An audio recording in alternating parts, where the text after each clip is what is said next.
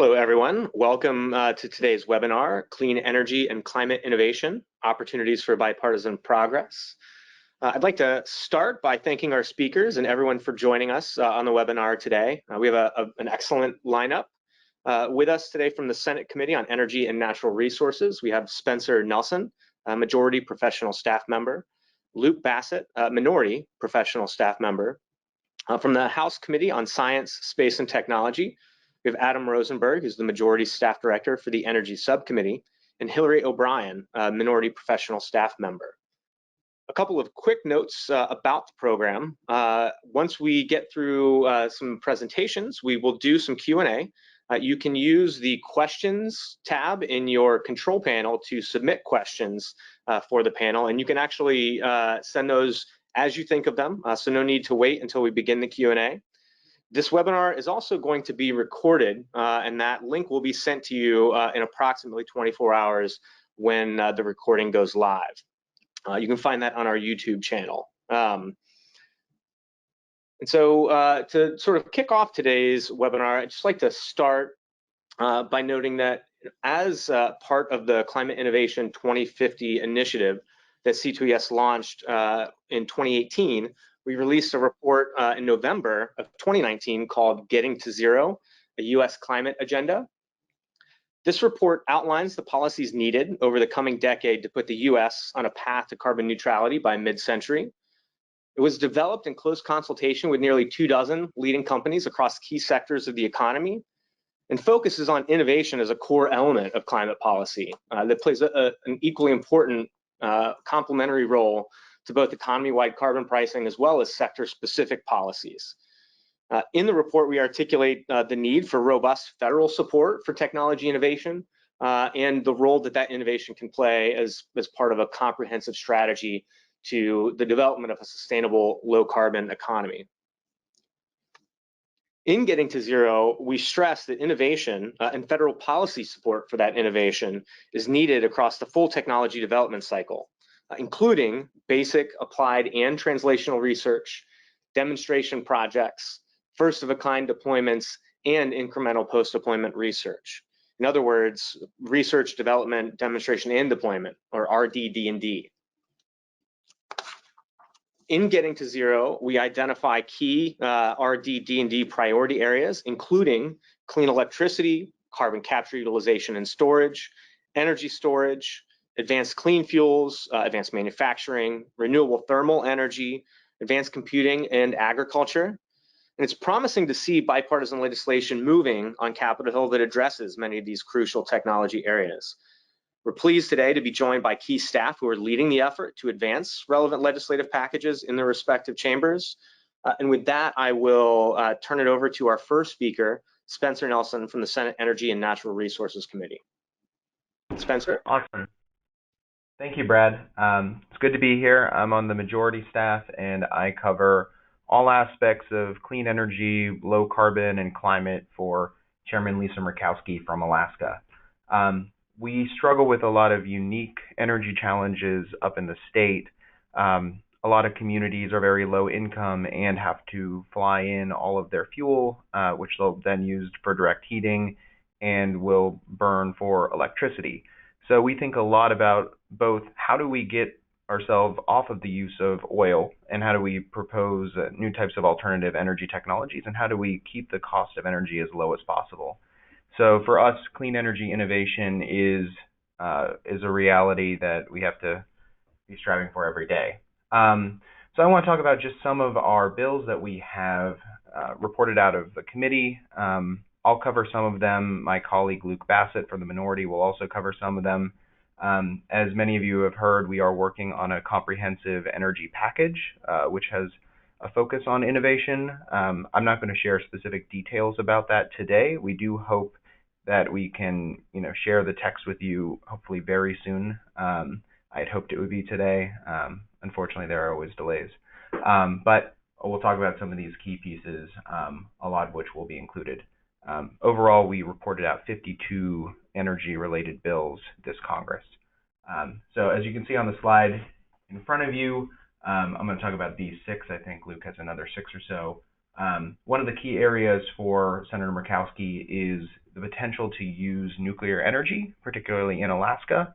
And when we're talking about nuclear energy, we're talking about very different reactors than what you imagine. We're talking about small reactors that don't use water as a coolant, don't have moving parts, can be built much faster and much more cheaply. So the Nuclear Energy Leadership Act is a huge part of that, and would authorize the demonstration of 2 advanced reactors by 2025 and another 2 to 5 advanced reactors by 2035. It's a very aggressive goal to do 2 by 2025, but we think there are several companies that are capable of achieving that.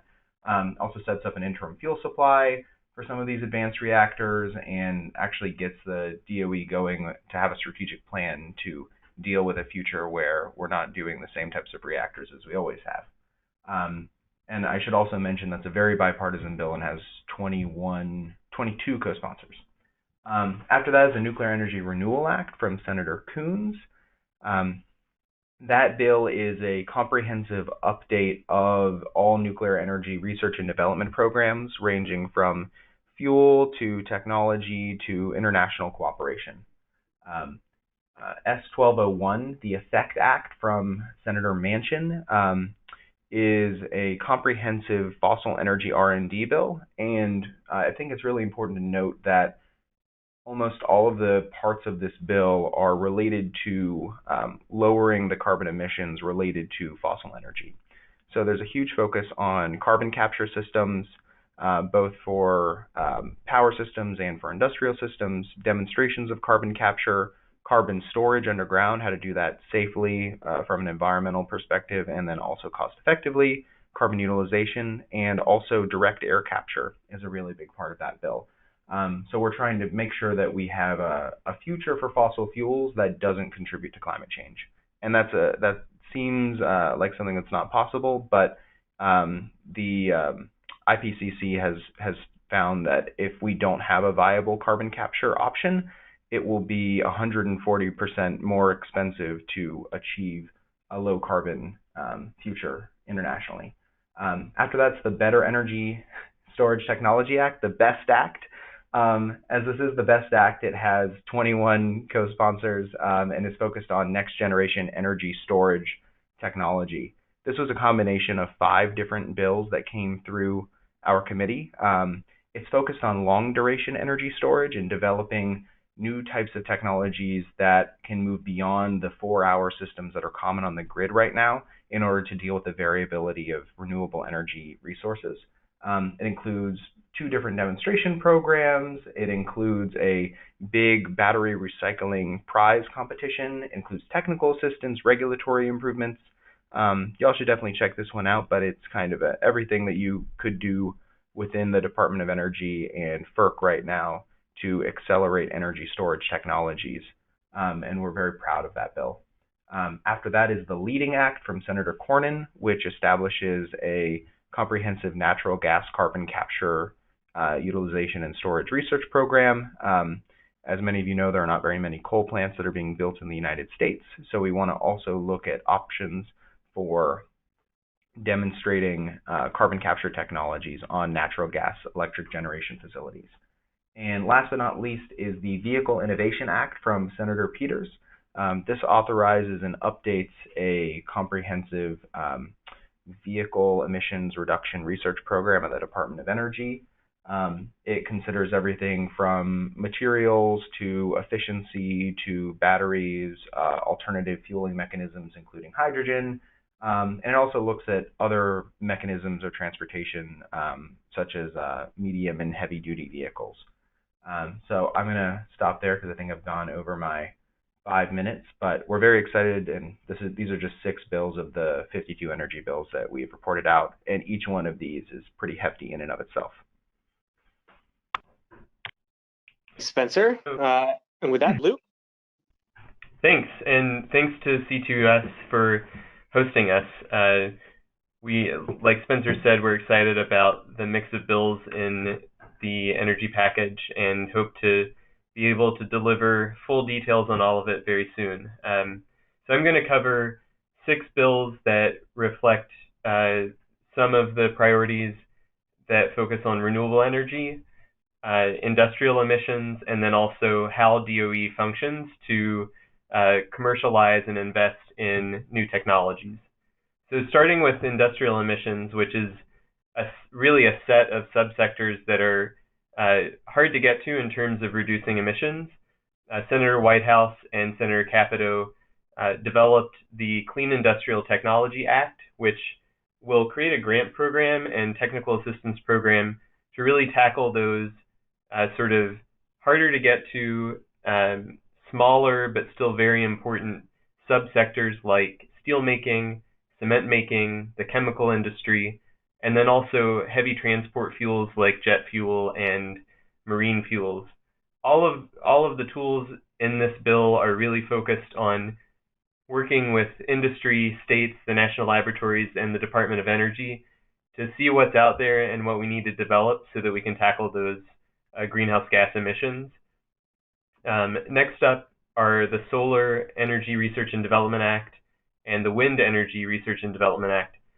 Both of these bills are really reauthorizing and strengthening what DOE and the Office of Energy Efficiency and Renewable Energy already do well, which is lowering the cost of two key renewable energy resources. They're proven successful programs, and the bills focus on both providing flexibility, ensuring that they're focused on new materials, new designs, ways to increase efficiency, and then adding programs that help build out what manufacturing in the United States might look like in these two sectors, and what really the whole life cycle for these technologies will be, by adding in a focus on recycling the components that go into each of them. One bill that Spencer and I are very fond of is Senator Murkowski and Senator Manchin's Advancing Geothermal Innovation Leadership Act, the AGILE Act. Geothermal has sort of been long overlooked in terms of really pushing the boundaries of renewable energy and providing the multiple benefits of both power and heat and base load power, and really looking at how we can build out this technology already in the West, where it's more commonplace, but using enhanced geothermal systems to really prove that geothermal is accessible everywhere. One of the key features of the bill, in our mind, coming from a state east of the Mississippi, is one of the 4 demonstration level projects will be required to be in the eastern United States. So I think West Virginia is hopeful, but I'm sure many other states back east are hopeful to land that project once the bill gets enacted into law. The next two are pieces of how DOE does business. So the Technology Transitions Act will elevate the role of technology transfer to the secretary's level, so that those activities that are already well established to get a firmer direction, and will have goals that focus on reducing greenhouse gas emissions, ensuring economic competitiveness, enhancing energy and national security, and focusing on domestic job creation as well. And then last, I think everyone's very familiar with ARPA-E. One of the bills, the ARPA-E reauthorization bill, led by Senator Van Hollen, will boost funding, reauthorize the program. It will have an authorization of $750 million, and it will also include a few new activities that will focus on resilience, reliability, and the security of energy infrastructure within ARPA-E's portfolio. That wraps it up for these 6 bills, so I'll turn it back to Brad. Thanks, Luke. And with that, we will take the conversation over to the House. We'll start with Adam Rosenberg, Staff Director for the Energy Subcommittee in the U.S. House Committee on Science, Space, and Technology. Adam? Hi. Thank you very much for inviting us to participate in this webinar. I think we can just move on to the next slide. Our committee has jurisdiction over all Department of Energy research, development, demonstration, and commercial application activities. And we have been working in a similar fashion to how the Senate's been working to update legislative direction for the full range of energy technology programs that have not received any or sufficient legislative guidance since 2007 or 2005, or in some cases ever. So I just wanted to go through some of the bills that we have advanced and some of the bills that are in the works. So we've already passed out of the House H.R. 34, the Energy and Water Research Integration Act, introduced by Chairwoman Johnson and Ranking Member Lucas. This bill essentially ensures that all relevant R&D programs within the Department of Energy's portfolio take water extraction and treatment and use into account. We can move on to the next page. Now we can talk about bills that have already passed out of the full committee. We have 10 of them covering a wide range of areas, and we're not quite done yet. Several of these you heard Spencer and Luke talk about in detail. So in some cases, we were sort of the lead in drafting initial language. In other cases, Senate Energy took the lead in putting together some great language, and we've been, as you can probably tell, in close communication throughout this Congress, and I think that hopefully bodes well for actually getting something over the finish line. There are some differences between our versions of these bills and the Senate's versions of these bills. Don't need to go into a lot of detail on those differences because I think the common ground is far greater. So over here, the Better Energy Storage Technologies Act, or BEST Act, was introduced by Congressman Foster, Mr. Gonzalez, Mr. Caston, and Ms. Herrera Butler, and this also incorporates a separate bill that Mr. Caston had introduced called the Promoting Grid Storage Act, something close to that. The Fossil Energy Research and Development Act is really covering the whole range of R&D activities supported by the DOE Office of Fossil Energy. So that includes carbon capture, utilization, and storage, includes substantial new programs in carbon removal and more substantial programs in carbon utilization. It also covers areas that don't fall under that banner, such as methane leak detection and mitigation, which we think is very important, as well as reforms to the National Energy Technology Laboratory, which is somewhat unique in that it's the only Department of Energy lab that is both government-owned and government-operated, as opposed to government-owned and contractor-operated, and that has actually led to some restrictions in its flexibilities that the other labs don't have. So we're trying to address that and ensure that NETL has the same capabilities to achieve its mission that the other labs have.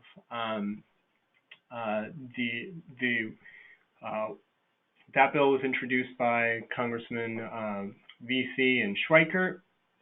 The Wind Energy Research and Development Act was introduced by Congressman Tonko and Bacon. You'll notice a theme. Every single one of these bills that we've passed out of the committee is bipartisan. and we're looking at a broad range of wind energy technology needs.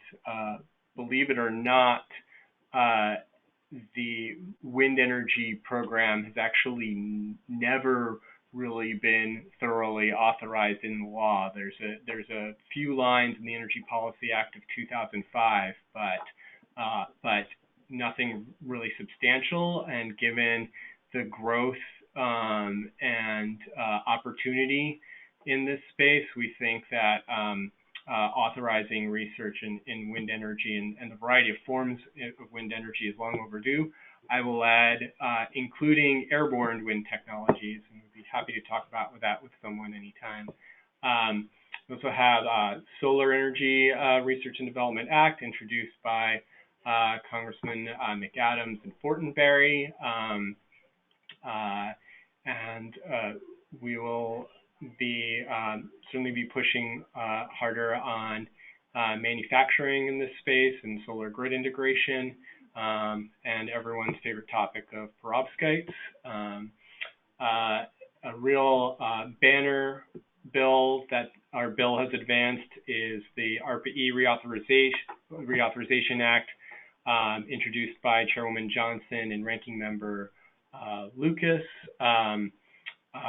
which reauthorizes ARPA-E and expands its authority to work on projects related to nuclear waste cleanup and management issues, and projects to improve energy infrastructure, as well as pursue scale up and demonstration of transformational clean energy technologies. We think we heard part of the justification for expanding the areas that ARPA-E could pursue was a National Academies report, which noted the unique ability that ARPA-E may be able to have to accelerate DOE's cleanup mission. We're not imagining that would be a large program within ARPA-E.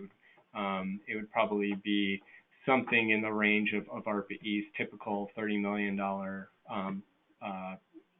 programs in each area, but we thought it was pretty important to ensure it's enabled to tackle that challenge, along with the far broader range of energy innovation challenges that it's currently been aiming to take on with limited resources. And that bill would also authorize ARPA-E funding to grow to $750 million by 2024.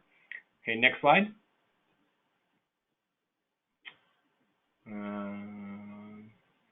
Okay, and next we have the Clean Industrial Technology Act, sponsored by Mr. Caston and Mr. Rooney.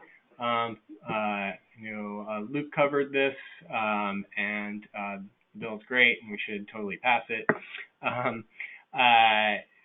We also believe it is very important to include funding for demonstration projects.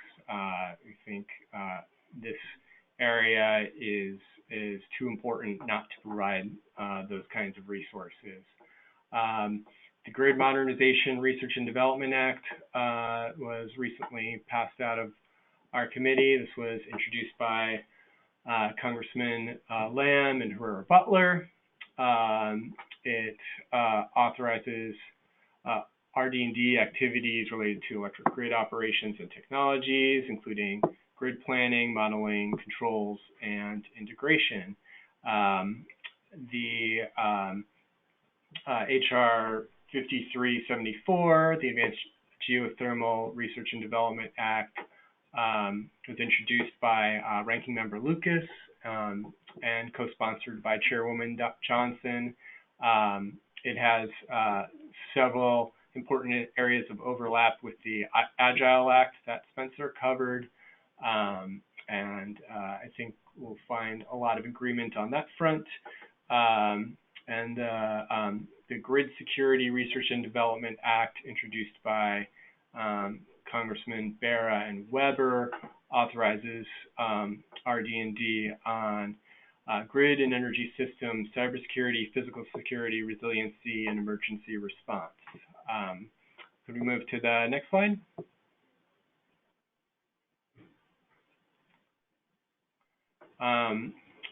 So one bill that's already introduced that we haven't moved yet is HR 4481, the Securing Energy Critical Elements in American Jobs Act, introduced by Congressman Swalwell. We think this is a very important area. We held a hearing on critical materials late last year, and while DOE is currently supporting an energy innovation hub, the Critical Materials Institute, we know there is a finite lifetime to most of these hubs, and regardless of the mechanism that you use to support these activities, we think there should be an ongoing critical materials R&D program, and that's what this bill aims to authorize. We plan to introduce, hopefully early next week, Water Power Research and Development Act and Nuclear Energy Research and Development Act. Both have been circulated pretty widely in the stakeholder community for feedback. I will note a few differences between the Nuclear Energy R&D Act and NELA. First, I could say what is quite similar is support for demonstrations of advanced reactor technologies. That said, we largely have to stay within our committee's jurisdiction, so things like power purchase agreements really are under the jurisdiction of the Energy and Commerce Committee. We have seen that they are supportive of that proposal and are very open to working with them and other relevant committees to advance the portions of NELA that are outside of our jurisdiction. NELA does not have a few other areas that we think are important in a comprehensive nuclear energy R&D package, including the extension of the lifetime of the existing fleet and development and demonstration of advanced fuels and hybrid systems, among other areas. So we aim to cover the whole nuclear energy portfolio in our bill. Water power, incidentally, covers not only marine and hydrokinetic energy, but also hydropower and pump storage research. Next slide.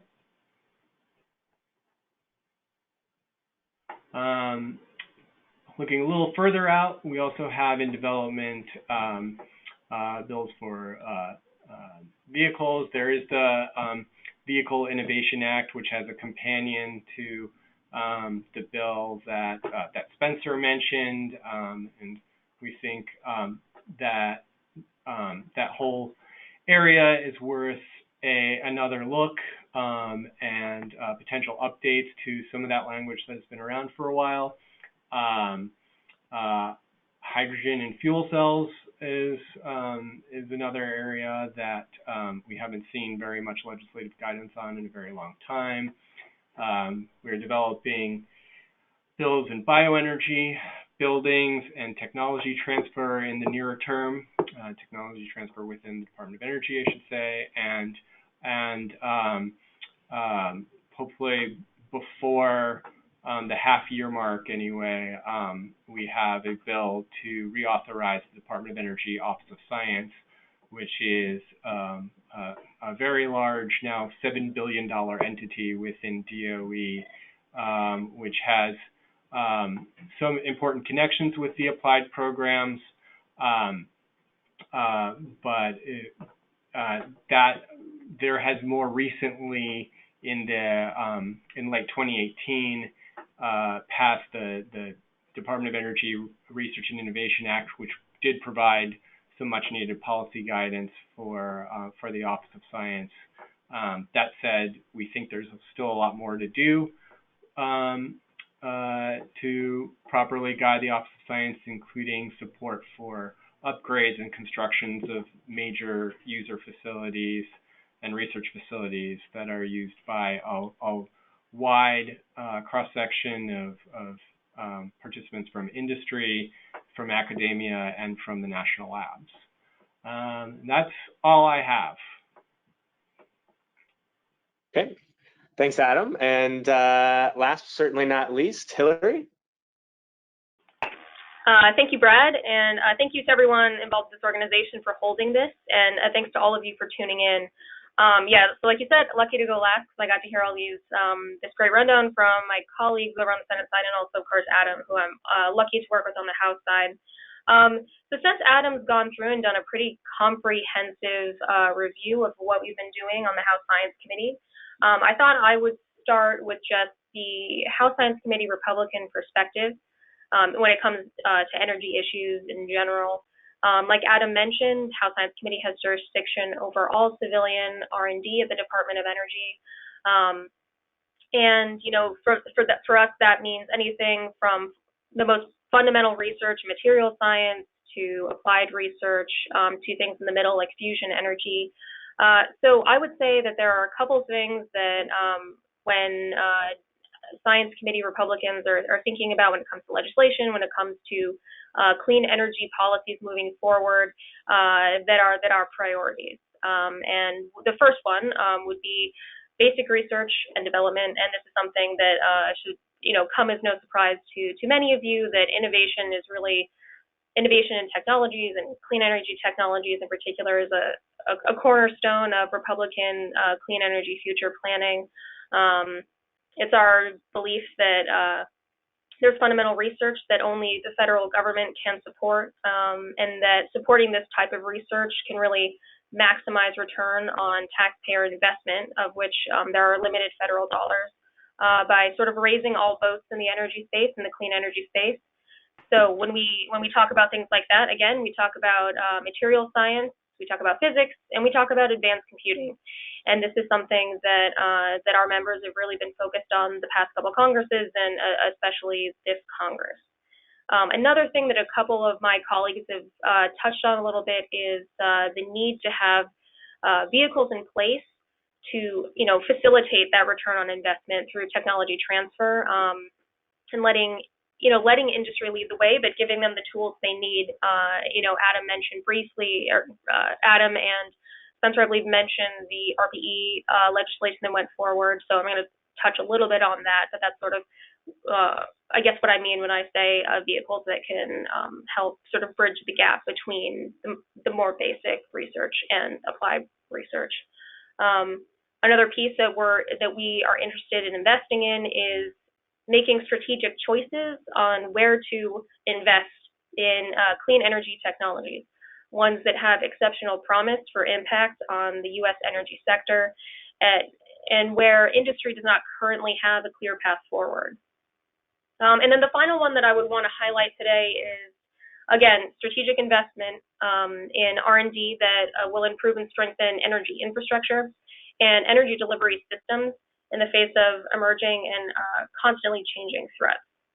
So our idea here is that if we're going to be making all of these investments, like I keep saying investments, but I think that's really the way that we think about it, in basic research, in the transfer of that research to usable technologies by industry, that we really should be making sure we invest in the necessary R&D to maintain our infrastructure, energy infrastructure and delivery systems. And several of my colleagues have touched on bills that do just that already. So instead, I'm going to highlight a couple of things that I think 4 projects that we've been working on this Congress that help, illustrate those priorities. And those will be on the next slide, please. All right, so in the 116th Congress, one of the bills and the major priorities for us that came out in January was Ranking Member Lucas's Securing American Leadership in Science and Technology Act. And, I'm glad Adam mentioned at the end the need to reauthorize or provide significant support for the Department of Energy Office of Science. So I'll take this moment to speak a little bit to that, because that's exactly what the Securing American Leadership in Science and Technology Act does. It's just one part of it, actually. So this bill is a large R&D reauthorization bill, as we mentioned, touched on in other presentations. The House Science Committee has jurisdiction over not only all civilian R&D at the Department of Energy, but also at the National Science Foundation, at NIST, at NOAA, and these are and some at the EPA. But these are all areas where we think we can really double down on the investment in basic research and really deliver on clean energy solutions, across the board. And Title II of this legislation is all about the Department of Energy. And the biggest piece of that is providing authorizations, significant, robust authorizations for the Department of Energy Office of Science. So for those of you who aren't as familiar with the Office of Science, here's generally what that means. Again, I've been saying material science, advanced scientific computing research, high energy physics. So understanding, in a lot of this, you may be wondering how does high energy physics, how does early stage research in physics or biology, how does that translate to clean energy solutions down the line? And I think, what many other presentations today have touched on are all of these new technologies in batteries, in wind, in solar, in types of fuels, and those are all reliant on early stage research in these fields. And in fact, many of the innovations that we enjoy today across the United States are the result of basic research funded by the Office of Science. Another key piece of this legislation, again, we touched on this a little bit earlier, but the RBE authorization providing good governance provisions for the RBE program, which we find highly valuable, and giving them solid and continuous support. And then the last piece of this bill is investing in DOE clean energy research infrastructure. So that means investing in, and as others have touched on, nuclear energy research. So investing in fundamental nuclear R&D through the creation of a test reactor, the development of a carbon utilization research and development hub, in the creation of critical infrastructure research and development, and regional energy innovation centers. So again, touching on all of those things that that are priorities for Republican Science Committee members. And then moving forward to, and we've touched on RBE a little bit before, but I just want to reiterate that I think it seems like a shared interest among all of us that we really see RBE as the bridge, the necessary bridge between basic research and the applied. So that's why we're so pleased to be able to work with Chairwoman Johnson and our friends in the Senate on giving this important program the support it needs. And then, again, we've touched on the Advanced Geothermal Research and Development Act. This is Ranking Member Lucas's bill that we are very excited to see supported by our friends across the aisle, and hope to find a path forward with our friends on the Senate side. As people have mentioned, geothermal research is an amazing untapped resource for the United States, and really leveraging that and investing in the fundamental R&D that can make the scale up of utility scale geothermal research across the country is something that can really help us develop our clean energy domestic energy portfolio. And then the last thing I just want to quickly touch on, and this is not a bill that has been introduced by any members on the Science Committee, but this is a Mr. Crenshaw bill, and it has some pieces taken, and I think it was Spencer who mentioned the Leading Act over on the Senate. So the House companion for the Leading Act was introduced by Mr. Crenshaw, and we've added in a piece that adds a requirement for fundamental research, not in just carbon capture, but in carbon capture, storage, and utilization. And establishes a center or hub where researchers from the national labs, from academia, from the industry can come together and really work on these issues. And this is one of the areas, carbon capture, storage, utilization is one of those areas in the more applied research that we believe we should be strategically investing in. So I think I'll stop there. I'm happy to answer any questions you may have. Thanks, Hillary, and thanks to our entire panel for, I think, some very in-depth and informative presentations. I think just to sort of kick off the Q&A here, I mean, I think the conventional wisdom seems to be that there's not much happening on Capitol Hill, and certainly not in an election year. But I think what we've just seen sort of proves a bit to the contrary. I'm curious if you could elaborate, given that both committees seem to be working on a very bipartisan, bicameral basis, what's the magic been to enabling that kind of cooperation? And I'll open that to any of the panel who'd like to take that. This is Luke. I think one of the most important pieces from our perspective is the relationship, the friendship that Chairman Murkowski and Ranking Member Manchin have.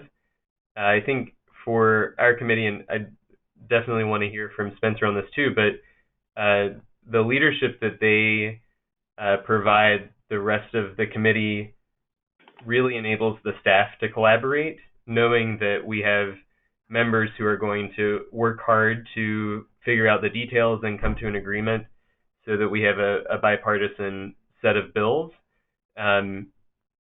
It has made our jobs much easier, to be honest. It's opened doors to collaborating, whether it's an individual bill like the geothermal bill or the entire package. So I think that level of leadership is kind of unique in the Senate, maybe, but also just unique in these times and on this set of issues. Yeah, I would of course agree with Luke on this. We have an expectation of bipartisanship and collaboration on almost everything we do on the committee. And I also think that more generally, you're going to get more done when you focus on the similarities rather than the differences. And the first step to that is listening. So listening to, what their priorities are, and then looking at what your priorities are, and then looking at the overlap and making sure that you're focusing on where there's similarities. Because if you spend all your time on messaging, then you're not really getting anything done in the short term.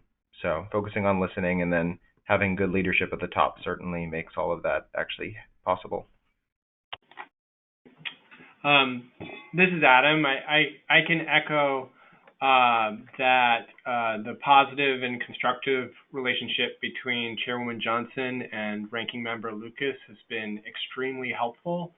And we always look for those areas of common ground. I will be clear that we viewed, in the majority, we viewed tackling the full portfolio of clean energy technologies that will be necessary to enable a carbon-constrained world as soon as possible was a priority for us, no matter what. That said, if we didn't have a good bipartisan relationship with our minority, we fully recognize that it would be a much more challenging path to get any of these bills to the president's desk. And so, we're not only focusing on where we know we can achieve an agreement, we're focusing on the whole kit and caboodle, but in each of those technology areas, we are looking for areas of common ground, and it's been a pleasure to work with on our minority to advance each of these important pieces of legislation. Yeah, and I would just want to echo, this is Hillary, I would just want to echo exactly what everyone's been saying here. Again, we're really grateful for, the good relationship that we've had with Chairwoman Johnson over the years, and even last Congress, you saw, or looking back to the progress we made in the 115th Congress. Adam mentioned we were able to pass that Office of Science authorization bill through it to becoming law. We were able to pass significant nuclear R&D legislation through to becoming law. And I would agree with everyone that the important way to do this and to maintain this relationship would be to make sure that we prioritize these areas of common ground, which for us, I think it's clear, is a big piece of that is the fundamental research, basic research, like the Office of Science authorization we've been discussing. Excellent. Thank you. With that, I think we will turn to audience questions. And as a reminder, feel free to submit those through the questions tab on your control panel. We'll start with a question from Jean Clinton. Do all of these bills have corresponding funding authorization? And if so, what is the likelihood of appropriations bills sort of coming out? And I recognize that not everyone on the line here can speak to what the appropriations committees will do, but certainly I think it might be useful to outline for people the sort of dynamic here between authorizations and appropriations, just as a foundational point. Sure. This is Adam. I can take a crack at that first. And we recognize in some cases we have substantial authorization increases. In some cases less so. In several of these bills, and in each area, we've reached out first to external stakeholders and other experts to try to come up with what we think are appropriate and necessary resources to advance these technologies as quickly as possible. But we have also had a great line of communication with our appropriations counterparts to get a sense of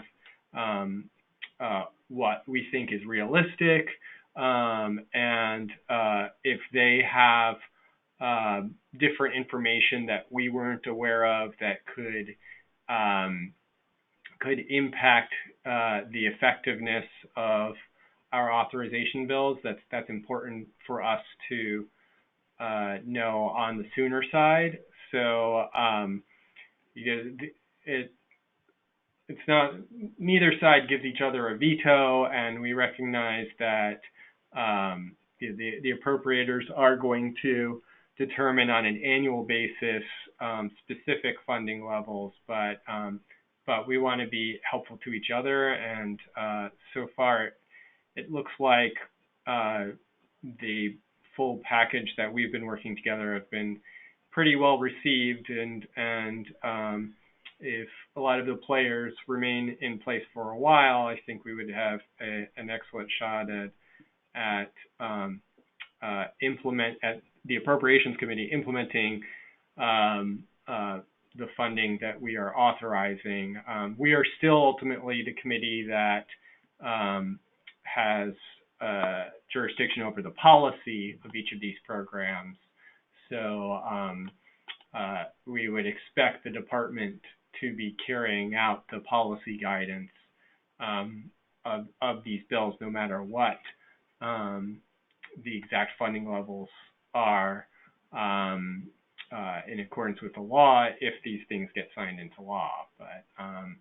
But anyway, that's a long way of saying feel pretty good about it, but no guarantees. Right.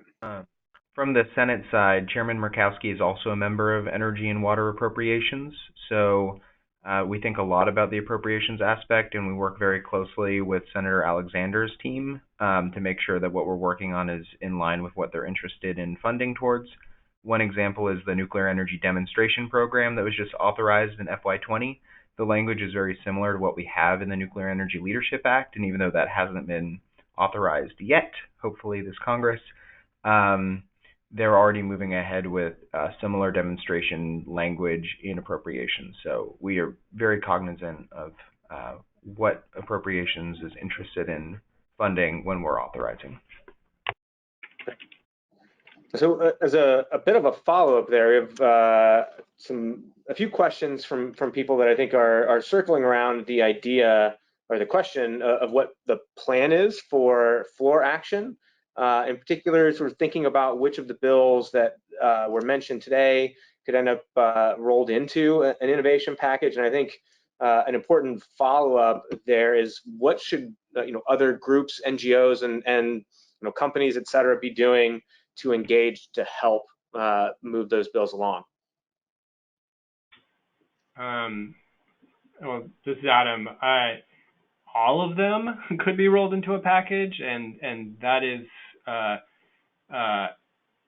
my current expectation is the initial way that many, if not all of these, pass out of the House is in a larger clean energy package within a few months, but we're still developing legislative language, so we'll see the exact format of that, but we're also certainly supportive of each of these bills passing out of the House individually. We're happy to take as many shots on goal to get as much of this into law as possible. And if I could ask a follow-up there of Adam or others on the line, what's the sort of expectation of the process from here? Of recognizing its admitted fluidity. The House passes something and the Senate passes something, and then we all sit in a room and do thumb wrestling, I think, to kind of down the final language. I thought we were gonna have a pizza party. I thought that's what we discussed, Adam. Okay, pizza party. That's how it's gonna work. I mean, there's. I can't tell you whether there would be a formal conference or a more informal conference where there is sufficient agreement in the House and Senate to an ultimate compromise package without the need for a formal committee. These things happen differently every time they happen. So that decision is ultimately determined by House and Senate leadership, and I don't know the answer to that question yet. But regardless, it would involve pizza. Great. I agree with Adam. The process is unknown until we get to whatever stage of the process we're at. And for Senate Energy, right now we are focused on finalizing the text so everyone can see it, and then getting this thing passed out of the Senate. So we're very hopeful that we'll be able to share that soon. I can tell you it won't be today, but hopefully very soon. So our next question is from Dan Weiss. GAO determined that it would be difficult to scale up CCS without a price or limit on carbon pollution. Given the absence of such limits, how do you anticipate these programs or legislation specifically leading to significant carbon pollution reductions?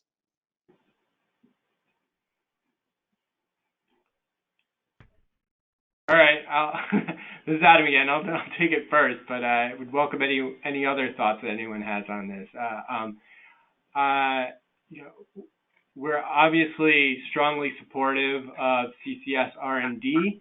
The capital costs are challenging, and beyond EOR, it's very tough to make a case that these can be commercially competitive without some sort of standard that takes into account the pollution of unmitigated emissions. So whether that's a clean energy standard or a tax or regulation or some kind of hybrid approach, I don't know what that is, but from our jurisdictional perspective, we are developing these technologies to be ready for that broader clean energy future. And I don't think you're going to find bipartisan, bicameral agreement today on what that future carbon-constrained world policy mechanism ultimately is. But I would agree that it is tough to find a way for these things to be commercially competitive without that mechanism in place. And Adam, if I could, sorry. You go. Okay, if I could jump in, I think one of the things that we see often, we do hear this. So thank you for the question.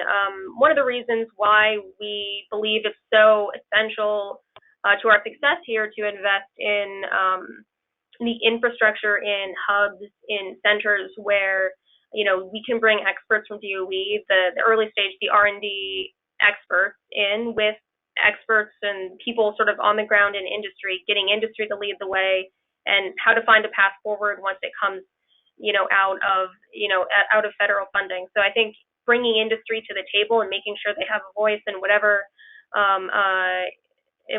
major investments we're making in R&D is something that's important to us. And I would push back a little bit on Adam and say that we do need value, but it doesn't necessarily need to be directly related to carbon. The 45Q tax credit is insufficient for a lot of facilities, but does give an effective payment for carbon capture, whether that's through EOR or sequestration. And that was enacted 2 years ago. It hasn't been used yet because we're still waiting on tax guidance from the IRS. But once that guidance comes, there are a number of projects that are waiting in the wings to be developed. And if they can continue to bring that cost down, and if 45Q is extended, or there are other state level mechanisms like California's low carbon fuel standard, I do think there are other ways to value carbon capture without necessarily a federal regulation or carbon tax. This is Luke. I think the only thing I would add is it's really important to keep an eye on other markets.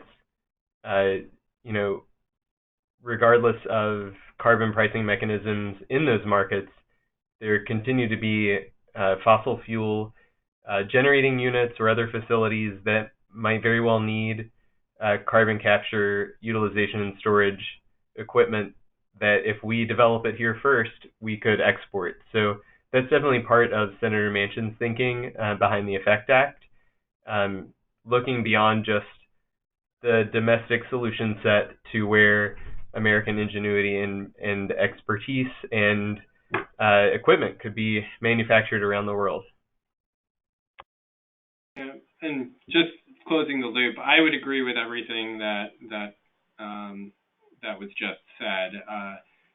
And those are other polls for these technologies. I would say a tax credit might be sort of the upside of a carbon tax, or a kind of flipping. It's another way to do a carbon tax, but in a more politically palatable way. But the point being that there does need to be some sort of external policy mechanism beyond just R&D, I think. But the point that Luke makes on the ability to export these technologies, I think, is a very important point as well. And Adam, and this is Brad, I'd actually, just to pile on there a little bit, beyond, I think, our general agreement that, whether we need given that we need a broad range of policy levers, certainly isn't an argument not to work on those where there is already a consensus. But secondly, a lot of the companies that we are working with are operating at the international level and are certainly under pressure from other political jurisdictions and investors and consumers to sort of be working to advance some of these technologies. So I think there is independent value in developing and helping to commercialize these technologies. Go to our next question here from Lee Logan. Are the committees getting any support or feedback from the Trump administration on these efforts? What's the sort of engagement with the administration been to date?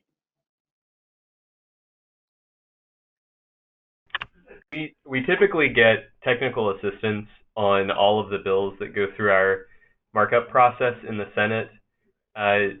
It depends on the level of detail as to basically how busy DOE folks are and what our deadlines are in terms of introduction and processing through.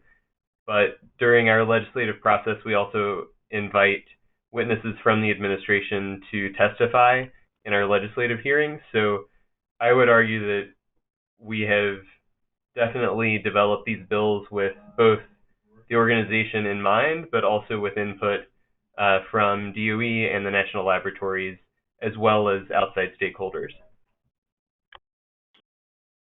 This is Adam. We always get technical assistance from DOE for each of our bills as well. So to our next question here, and apologies folks, we're doing our best to try to get through some of them or all of them or as many of them as we can here. From Bo Butler, there's I think a well-deserved thank you to everyone for demonstrating that bipartisan cooperation on climate is not just possible but also a reality. Specifically asking about TerraPower and the development of a prototype wave reactor that runs on spent uranium. There's a prototype planned originally in China. Given some of the challenges that project has faced, what are the chances that could be tried here in the U.S.? And I think that ties into a broader question as well about the value of demonstration and why the committees have felt that it's important to fund that work specifically. Yeah, sure. I can answer the TerraPower question. I talk with those guys a lot. They were sad about the change to Part 810 regulations that blocked them from going to China, but they are very interested in trying to demonstrate here in the United States, and I know they're interested in the demonstration program that DOE has launched. And they're also very interested in collaborating with the Versatile Test Reactor, which is a new piece of research infrastructure at Idaho National Lab, and potentially using that as a vehicle to test out different components. So they are pivoting to focus on the United States and would like to be part of demonstration here. But it's also unlikely that Bill Gates would fund a reactor all on his own, so he is interested in partnering with the Department of Energy, as it is a relatively unique technology.